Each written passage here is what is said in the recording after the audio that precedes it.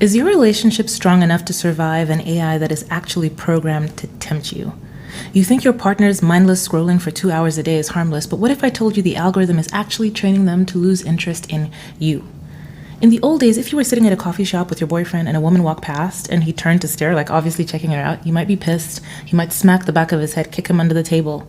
And if you're a guy sitting there and your girlfriend is eyeing up this guy at the bar, like every which way but north, how would that make you feel? So when a video of a hottie appears on your IG feed and you watch it again, stop it halfway, watch it again, then like it, send it to 4 of your friends, what just happened? How is eyeing someone up on social media different from doing it in real life? You'll say, well, Nina, I can't have the hot person in my phone. But when was that ever a requirement for betrayal?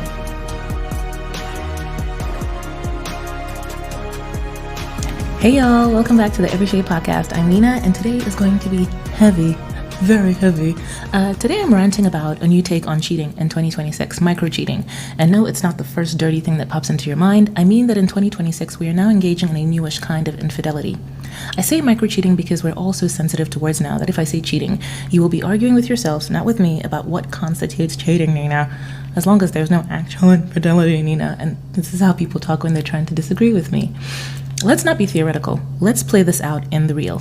If you knew that your significant other was sat next to you on the sofa, smiling, giggling, watching and rewatching the reels of another man or woman over and over, daily, commenting on their posts, hearting their scantily clad bodies on occasion, would you be 100% okay with that? Yes or no? If the answer is yes, I stand corrected. Move on to the next video. You are not one of us.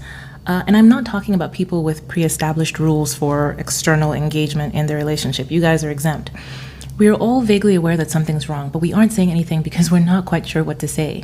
So I'm going to try and make this real first. I'm going to give a few examples because how else will we learn? My boyfriend likes half-naked women's posts on Instagram. Is that cheating? My husband spends 3 hours scrolling TikTok thirst traps, but won't touch me. I caught my wife watching some guy's TikToks over and over. Is that weird? My boyfriend keeps liking this woman's posts. When I complain, he says I'm insecure. Let me try and paint the picture of what I think algorithms are doing to our relationships in 2026. So you pause over a sexy woman's video. Then you pause over a similarly framed sexy woman. Tomorrow, there are 4 similarly framed sexy women in your feed. Then maybe one that you lingered over, you see another one of her videos, then another, then you check out her page. The engine identifies your aesthetic preferences, what it now knows that you like, so it can serve you high attraction content. It interprets your curiosity as intent, pushing even more provocative content. This is how micro-cheating is being manufactured by the apps we're using every day. Where you draw the line is personally between you and your partner. What I'm saying is that every time you sit there and interact with these reels of other people in a manner where you're appreciating them physically or more, it might be a very small digital, let's call it betrayal, because I can't think of another word. And the algo, as it offers up more of these images, is systematically training you to devalue your partner. Let me explain what's happening in your brain when you watch that thirst trap video for the 3rd time. You're scrolling, a video pops up, somebody attractive, doing something mundane, making coffee, walking their dog, existing in their apartment. But they look good. The lighting is perfect. The angle also perfect. They smile at the camera, like they're smiling at you. And you watch it. Then you watch it again. Maybe you like it. Maybe you send it to a friend with the fire emoji. Maybe you check out their profile, see what else they've posted. Watch a few more mundane videos of this very attractive person. And your brain lights up. Dopamine floods your system, the same neurochemical reward you get from actual human connection, from flirting, from someone you're attracted to showing you that they're attracted to you back. But here's the thing. Your brain can't tell the difference. Your brain doesn't know that this person doesn't know that you exist. They're not actually smiling at you, they're smiling at a camera, at an algorithm, at the thousands of people who may see this video. Your brain just knows attractive person, positive interaction, dopamine hit. Do it again, do it again, do it again. And the algorithm knows this too. It's designed around this. Every platform, Instagram, TikTok, they've all figured out that if they can give you a constant stream of attractive people, your brain will keep coming back for more. You're not scrolling for information. You're not scrolling for entertainment. Not really. You're scrolling for the neurochemical hit. The little spark of someone attractive acknowledged your existence, even though they didn't really. Even though you're just one of thousands who saw that video, but your lizard brain doesn't care about the details. It just knows I interacted with an attractive person, they gave me content, I feel good, me likey. And here's where it starts to get dangerous, okay? You start getting more excited about Instagram likes from hot strangers than you do about compliments from your actual partner. Your partner tells you, you look good. You're like, thanks, babe. And you just go back to your phone. But your stranger with 50,000 followers likes your comment on their post and your heart races. You screenshot it and you tell your friends. Why? Because the algo has trained you that validation from attractive strangers is more valuable than validation from the person who actually knows you, who actually chose you, who's committed to you, your bad habits and your bunions. The stranger's attention, it's novel, it's new, it's a hit. Your partner's attention is old, it's expected, it's kind of boring. And that right there is the hijack. That's how the algorithm rewires your brain. Why do you get more excited when your internet crush likes your story, right? More so than when you get a good morning text from your boyfriend. Why do you spend more time thinking about whether that girl from TikTok has responded to your DM than you do thinking about your actual girlfriend? Your wife could tell you you are handsome every single day for a year, and it wouldn't feel as good as one like from a fitness influencer that you're following. That's not normal. It's not healthy. You're getting relationship level dopamine hits, the kind that you're supposed to get from mutual attraction, reciprocal interest, the slow build of intimacy, from strangers who don't even know your name. And your brain is learning this is what connection should feel like: easy, instant, constant, no work required. So when your actual relationship requires work, when your partner is tired, when they're stressed, when they are not in the mood to validate you, when they're just being a normal human with needs, limits, boundaries, your brain rebels because you've been training it that connection should be effortless, that attention should be infinite, that validation should only be one scroll away. And your partner can't compete with that because they're real. And reality requires effort. And the algorithm has convinced you that effort is a sign that something's wrong. If it's difficult, something's got to be off. So you start to resent them. Not consciously maybe, but you feel it. The disappointment, the boredom, the sense that something's missing. That's our code word, missing. I love him, but something's missing. We're in a good place, but something's missing. And you think, maybe they're not the right person. Maybe I'm not getting what I need. Maybe there's somebody better out there. But there isn't, probably not. The better person probably doesn't exist. They're a construction, a curated feed. An algorithm showing you highlight reels of strangers' lives and convincing you that that's what real relationships should look like. Meanwhile, the algorithm keeps feeding you more, right? More attractive strangers, more dopamine hits, more validation from people who will never ask you to do the dishes or have a hard conversation or show up when things aren't sexy anymore. And the 6-pack is now a 1-pack and gravity has done its evil work. And every time you engage with it, every like, every follow, every lingering watch, you're training your brain a little bit more. You're teaching it that real intimacy, the kind that requires presence and vulnerability and sustained effort, is less valuable than the instant gratification of a stranger's pixels. And one day you look at your partner, the person who knows you, who's chosen you, who's building a life with you, and you won't feel anything. No tingle. Not because they're not enough, but because you've spent so much time getting high on algorithmic dopamine that real human connection feels flat by comparison. That's the tragedy. That's the hijack. That's what's happening in our brains. That's what the algorithm is doing to our capacity to love. And most people don't even realize it's happening until it's too late, until they've just scrolled their relationship into the ground. And I hear you. You're saying, Nina, that's quite a leap you're making. Give me a chance. Let's take it a step further, right?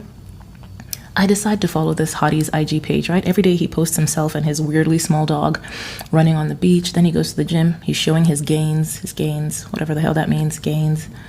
And I'm there just watching, and then I interact with one of the reels or the photo of his dog doing something cute. Digital footprint, uno.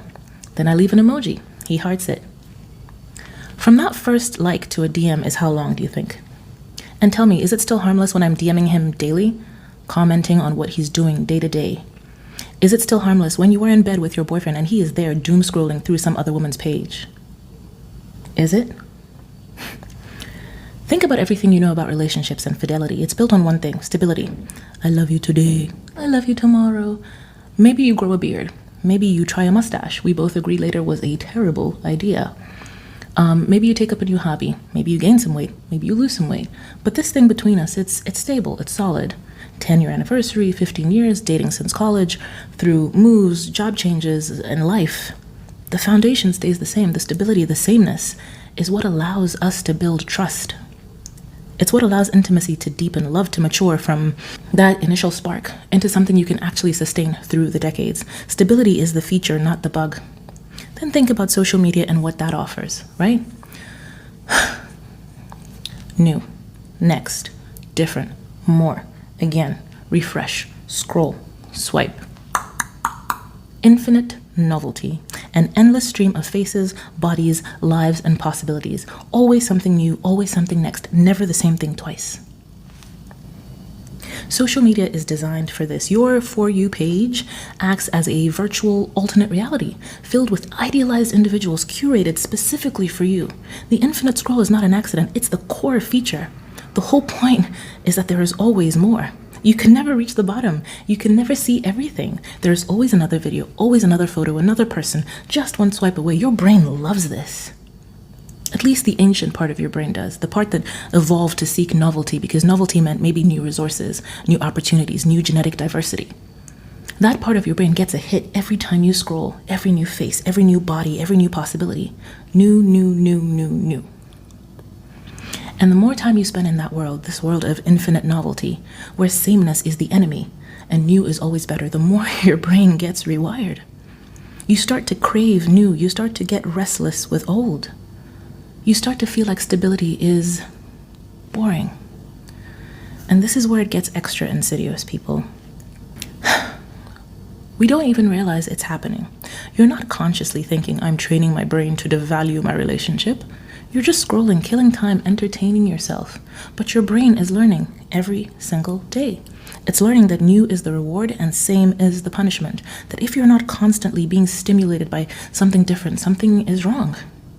So what happens when you look at your partner, the person you've been with for 3 years, 5 years, 10 years? They're not new. Like, they're the opposite of new. They're familiar, they're known, they're stable. And your algorithm-trained brain whispers, boring. Boring. Not because they're boring, not because they've changed, not because they're not enough, but because you spent 3 hours a day for the last 5 years teaching your brain that same bad, new, good. You've been scrolling through thousands of faces, bodies, lives, always moving, always next, never stopping, never committing, never staying, and now you're supposed to look at the same person, one person, day after day, year after year, and feel satisfied and feel excited and feel like that's enough. Your brain rebels. I love my partner. They're great, but I'm so bored. We've been together for 4 years. He's amazing, but I keep thinking what else could be out there? Nothing is wrong with our relationship. I'm just not interested anymore, and I don't even know why. I'll tell you why, comrade. Because you're fighting a war between two fundamentally opposed systems, okay? Relationships require stability to work, depth over breadth, quality over quantity, one person known deeply over time, right? Social media requires novelty to work, breadth over depth, quantity over quality, infinite people known superficially in an endless scroll. You cannot optimize for both. You have to choose. And most people don't even realize they're choosing. They think that they can have both, the stable relationship and the infinite scroll, the committed partner and the constant stream of new, filtered, attractive people. But you can't. Nina says you can't. Nina says you can't, because every hour you spend training your brain to crave novelty, and it is an hour that you're training it to devalue stability. And the cruel irony, the thing that makes relationships work, the stability, the depth, the sameness that allows for like real intimacy, is the exact thing that starts to feel like a failure when your brain is rewired by the algorithm. You start to think, if I'm bored, the relationship must be broken, right? It's logical. If it's not exciting anymore, I must have chosen wrong. If it feels comfortable, predictable, I must be settling. And you know how we hate that word. But that's the algorithm talking, not reality. Real relationships, good ones, are comfortable. They are a little predictable. That's how they work. That you can come home, take off the cape, be yourself fully with this person that knows you and that you know. The initial spark, the novelty, the uncertainty, the constant dopamine hits, that fades. But it's supposed to fade. It's replaced by something deeper, something more sustainable, something better. Something that doesn't require your brain to constantly be flooded by chemicals just to maintain interest. But if you've been training your brain for years that novelty is the only thing worth pursuing, that comfortable is the code for boring, that if you're not constantly stimulated, you are in the wrong relationship, then you'll just sabotage every relationship you've got. Not because they're wrong, but because your brain has been programmed to reject the very thing that would make them work. You'll leave good partners in search of the next person, the new person, the person who gives you that hit again. And for a while, it will feel right because new always feels good.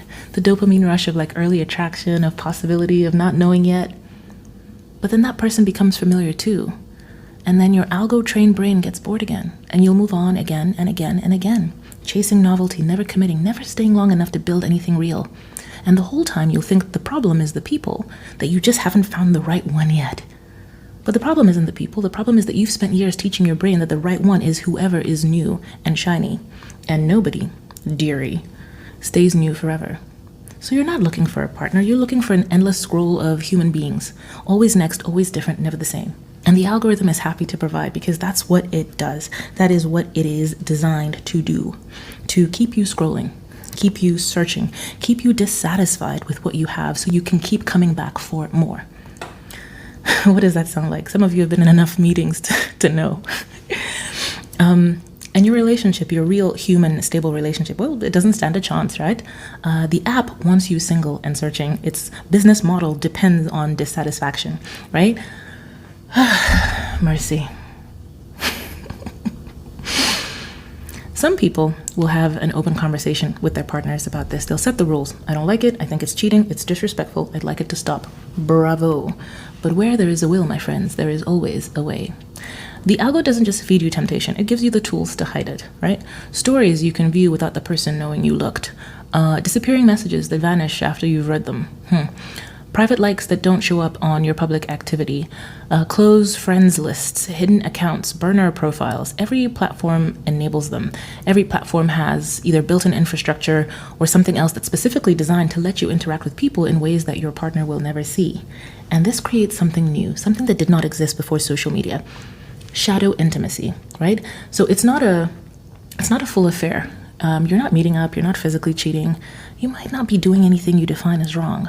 But you're having interactions, regular interactions, with people who aren't your partner, people you are attracted to, people who give you attention, validation, the dopamine hit that you're now craving, and your partner has no idea. Maybe you're watching someone's stories every single day. You know their routine, you know what they had for breakfast, you know when they go to the gym. You feel like you know them, right? But you've never spoken to them. They don't know you exist, and your partner doesn't know you're watching.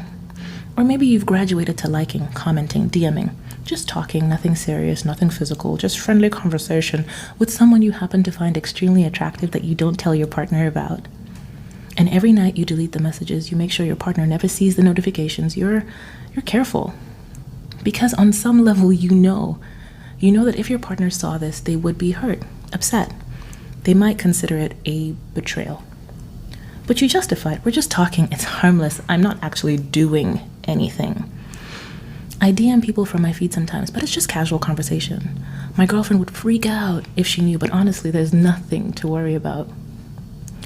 I watch this one guy's stories every day, and sometimes he replies to mine. We've never met, and we probably never will.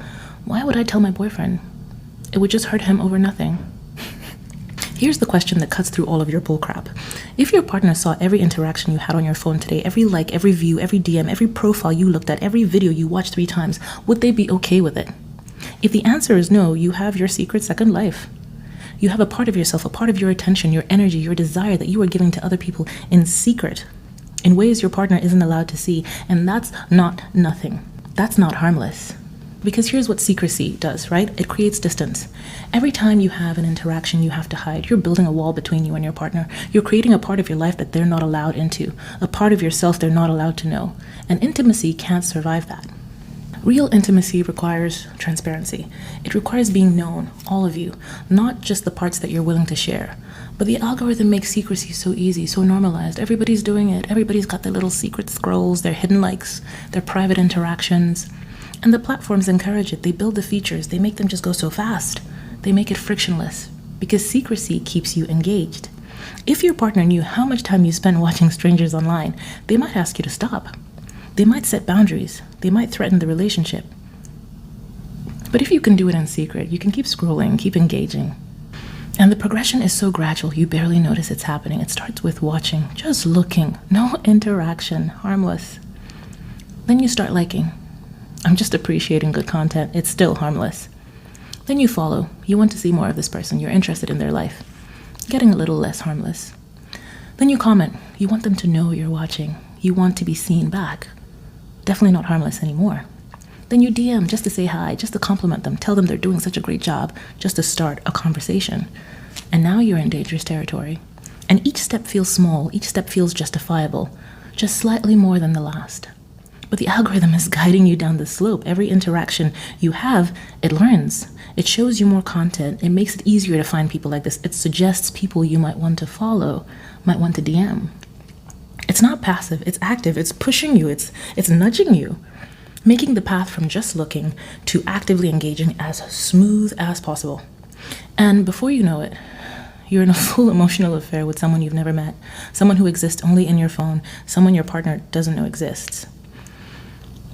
Or worse, you're not in an affair, but you're so deep in your secret second life that your actual relationship now feels secondary, obligatory. Something where you're just going through the motions in it while your real energy, your real passion and attention, that goes to the strangers in your feed. Your partner is sitting next to you on the couch, trying to talk to you, trying to connect, and you're scrolling, watching, liking, DMing, living in the shadow world you and the algorithm have created for yourself. And they can feel it, they can feel the distance, that you're not really there. But they don't know why, because you've hidden it so well. And you've convinced yourself it's fine, it's harmless, it's just scrolling. She's crazy, she's insecure. But it's not. You're building like a parallel life, a secret intimacy, a relationship, or a dozen, depending on how long your lunch break is, that exists in the shadows. And every time you maintain it, you're choosing it over the person sitting next to you. That's what the algorithm enables. That's what the secrecy allows. And the worst part is the algorithm doesn't care. It doesn't care at all. They've already won because you're engaged, you're scrolling, you're spending hours a day feeding the machine. And if your relationship dies in the process, collateral damage, that just means you'll be single soon. And single people scroll even more. So I've spent a while telling you all the ways in which it is you can fail at love. So let's pivot to how you can reclaim devotion in this attention economy, because that's the commodity, people, your attention. It's not your credit card number anymore. It's your attention. And Nina thinks we're giving this away way too easily. So maybe this is the assignment. Set digital boundaries. Put the phone down. Be present. The hotties in your feed are not real. Your partner is. Unfollow all the thirst trap accounts. Follow couples you admire. Follow relationship content. If you're open enough, have some transparent device usage. Intentionally curate a shared digital space that is reinforcing commitment rather than undermining it. And because I've definitely lingered too long on a reel I had no business watching, because I've definitely compared my life to someone's highlight reel and felt dissatisfied, my encouragement to myself today is, the algorithm doesn't care about your relationship, not one bit. So every time you open the app, ask yourself, am I in control? Or is the machine? Until next time, it's every shade.